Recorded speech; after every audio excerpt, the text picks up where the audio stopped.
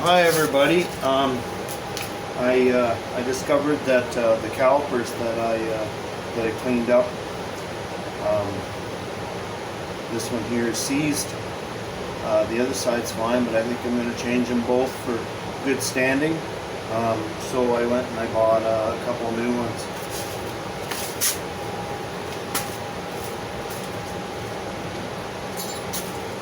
The only thing I don't like about the new ones is they make them multicolored, and it'd be nice if they're all the same color. So I think I'm going to prep them and epoxy prime them and paint them the same color. I don't know, I might go with red or blue or some weird color and clean them up a bit and make them look the same.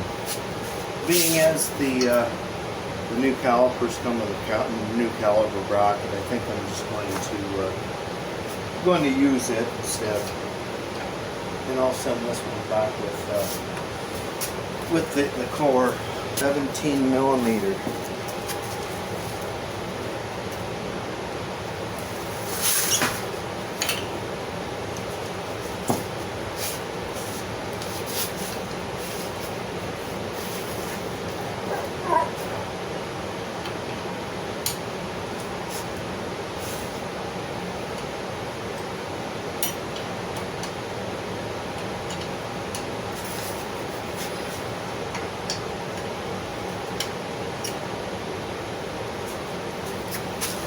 Grab a ratchet wrench. Okay, let's get a better angle.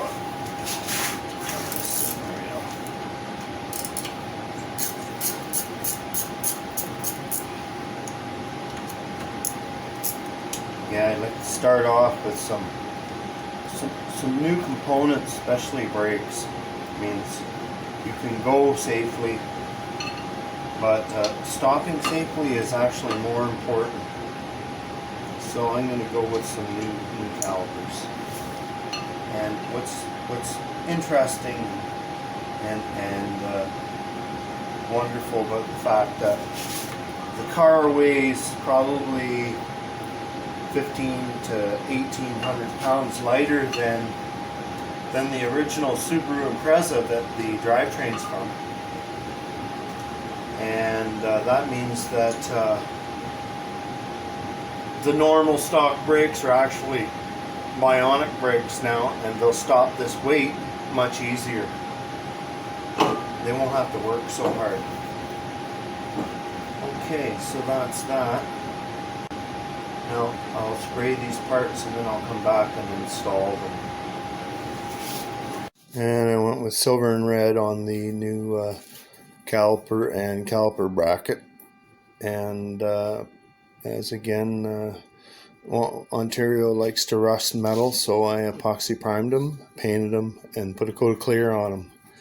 So I don't think it'll be an issue with heat or anything. I mean, these brakes are so big compared to the weight of this car now that they probably won't even get that hot. So I think that'll be fine.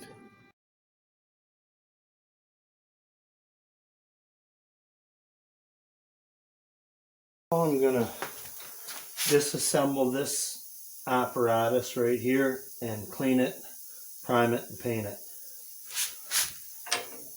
So in order to do this, I have to take this nut off, and those vice grips aren't holding that at all. So what's the next step? Put a pry bar in here and put it on the floor. There we go. Got it. Between the vice grips and the slide hammer, we were able to crack the nut loose. I mean, this was already taken off before, but I don't think I torqued it right down completely. I think I just snugged it. So there we go. So that CV shaft can come out.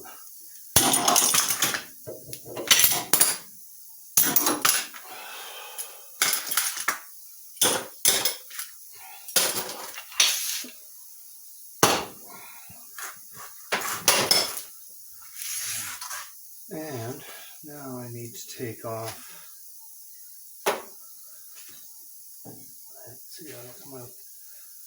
I need to take off that bolt or that bolt and leave this together, because it's very likely this here bolt that goes through here is going to be a nasty one, because it gets corrosion between the bolt and the bushings and the spindle, and someday I may replace this, but for now I'm going to reuse this and just make it look pretty. So I need a, looks like 17 and 3/4 or 19. Let's see if I can't get that joint off right there. Heating this up, maybe putting a new bolt through there. I know this one will come out, but that one there, it's tight, and I just put a wrench on it. Now I could put a 6-point socket on it, but before I do that, I'd have to get the CV shaft out of the way.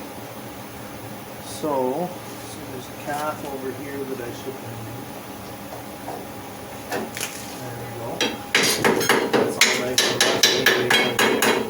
Those caps are meant to just make things rust. Hold the moisture in there. Yeah, that's definitely a 17. So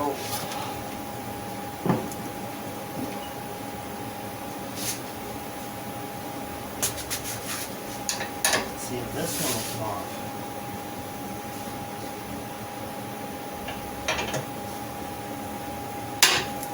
Yeah, that one loosened right off.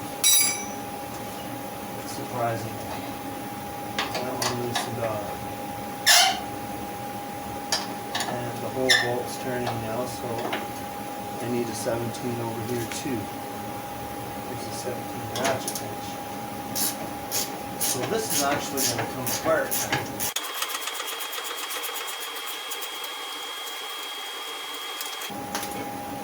Alright. And then a little pop with the hammer. How hard is that in? Oh, that's not in there very hard at all. Now the CV shafts are going to get the bolt out. If I can get that one loose, it may come out the same way. Surprisingly, it may come out the same way.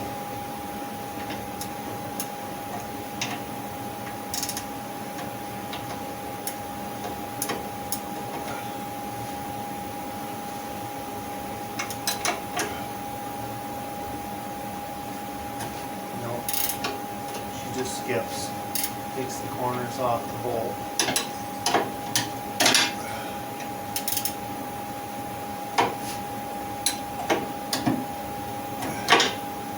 So it's lost so much material that it can't even hold a wrench. So what have I got to do there? Get a big socket on here maybe. That's 21. Might go on.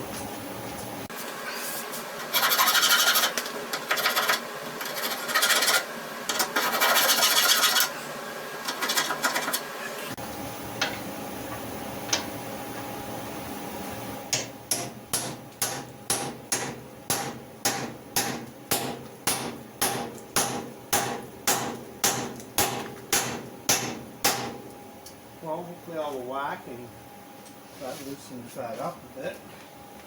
These cheap ratchets have a tendency to bust. Nice looking back to Canadian Tire.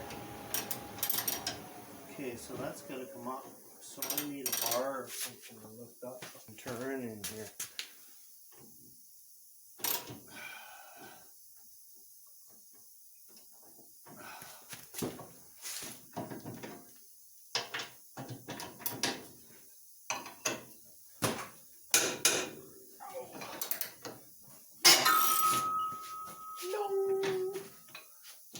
It's coming.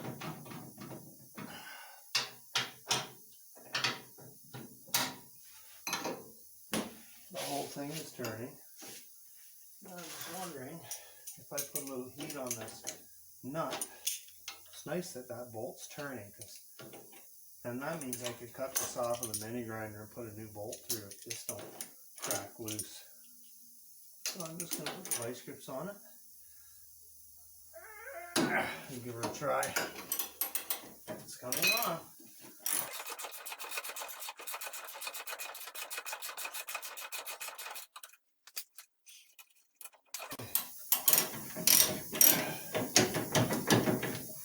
No, I want that come out. There we go. Perfect. All right. So that one's off, that one's off. This here will come out. Now I need to get this bolt out with the CV shaft in there. How's that gonna happen? This bolt will not come out.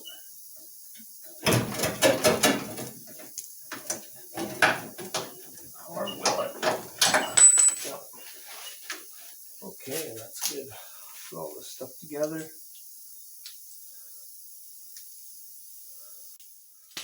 This here should come apart, less the CV, less the merge brake.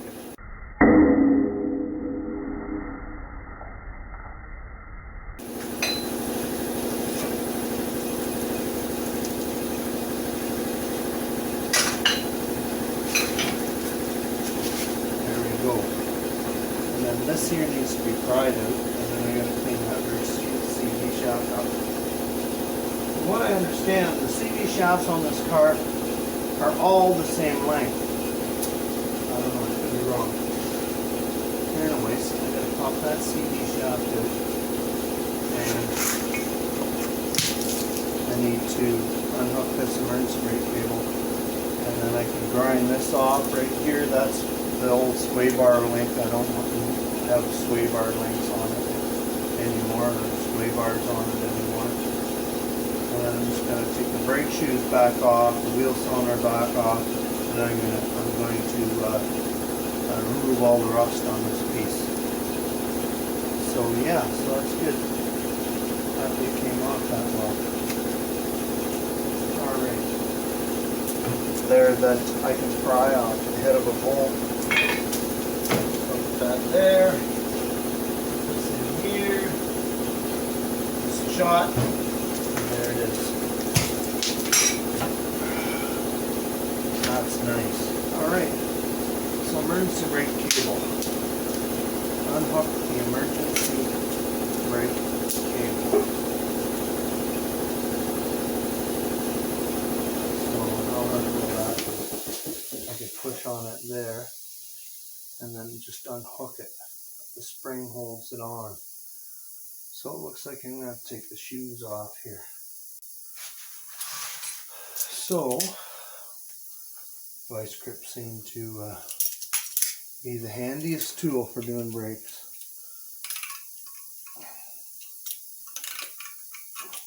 Come on.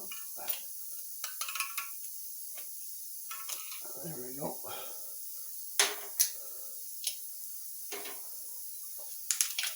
Take that pin out. So that's that side.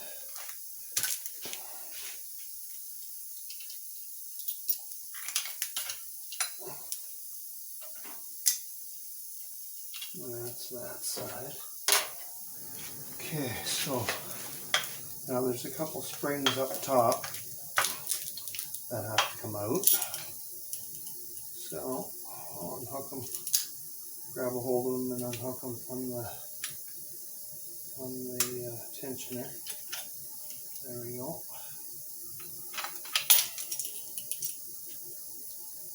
And this is all brand new hold down kit.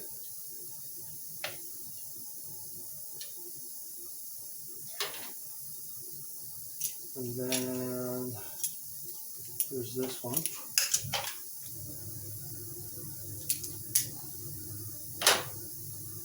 And now there's one at the bottom here.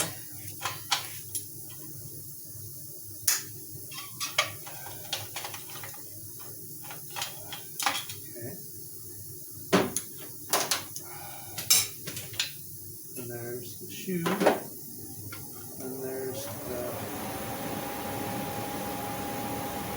adjuster arm, and now I just need to get a pair of side cutters. Pull back on this thing to get this thing out here. I think I'll clean that arm up too. Well, these will probably work. Just grab it here. Pull back on the spring, squeeze.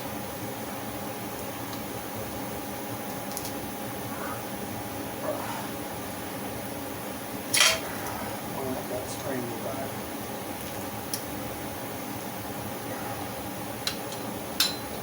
There we go. There we go. So now I just got to get this cable out of the backing plate. So what's involved with that? Looks pretty crusty right there. I'll have to figure that out. So just gonna chip away a little bit of the image line or rust here. It looks like there's a clip right there that needs to be popped out.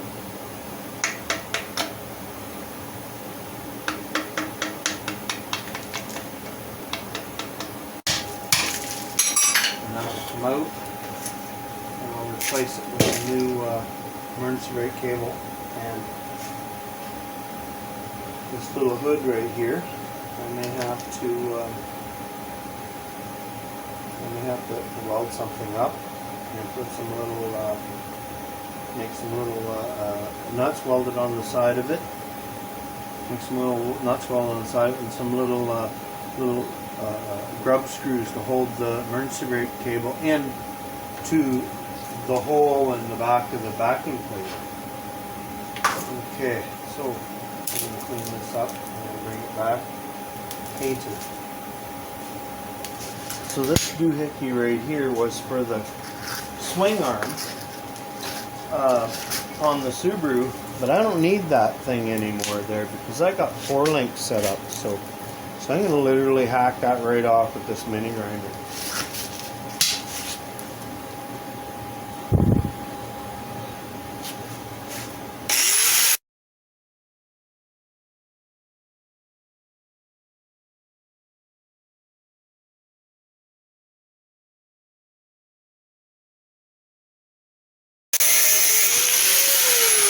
And voila.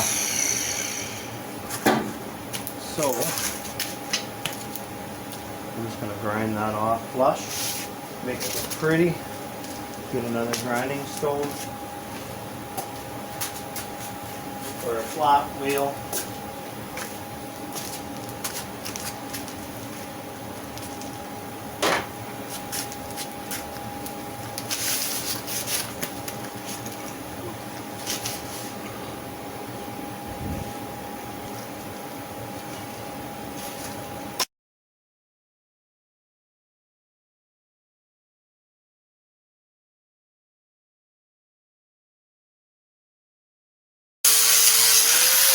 There you go, because it wasn't even there.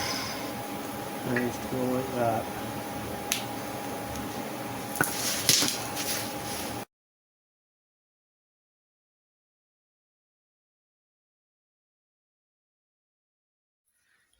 So hours of detail, but I have everything cleaned up except for the backing plate. I'm still waiting for that to happen. Finish up the boil. But basically got the rear control arm, the bearing assembly, the hub, the strut mount, and the control arms, the CV shaft, and the brake drum all cleaned up and epoxy primed and painted. So take that, Rusty Ontario. Almost ready to go back together. Okay, let's see how this backing plate turned out. I have my cleaner pail. Turned out really good. Just gotta give it a bath now in some water.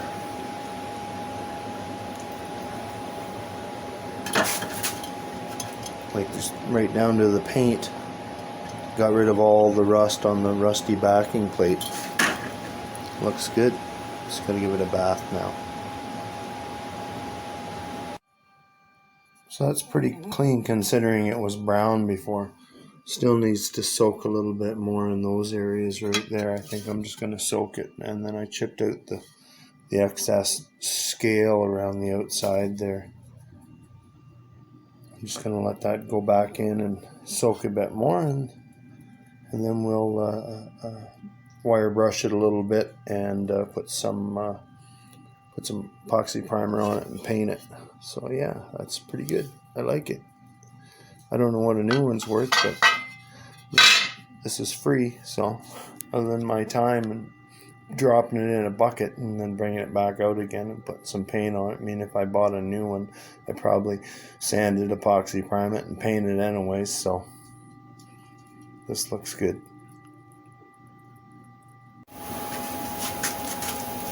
So I'm reinforcing my strut tower here. I'm going to cap this end in here. There's like an area in here that comes out, and I'm capping the end off. And then I'm going to put a couple little tiny gussets on both sides here, and I think that should have it. Should be strong then.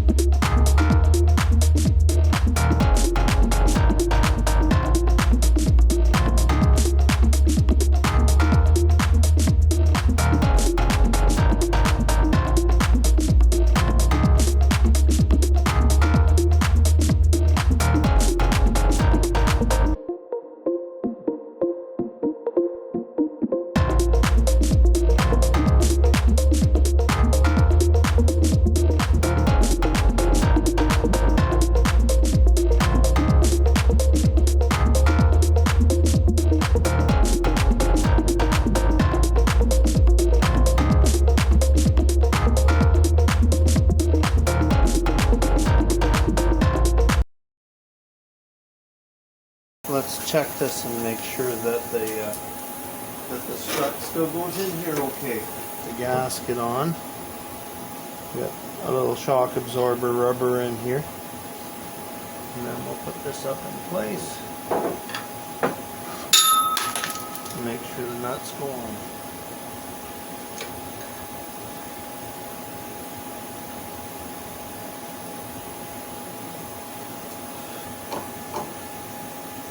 Looks like I'm going to have to clean out a little bit of weld.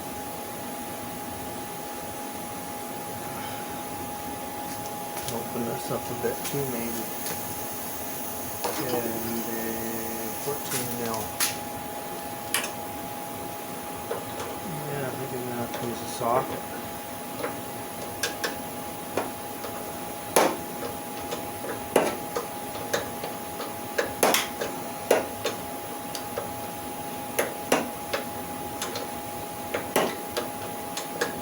And here's the strut mount. Got that all ground down, cleaned up and painted.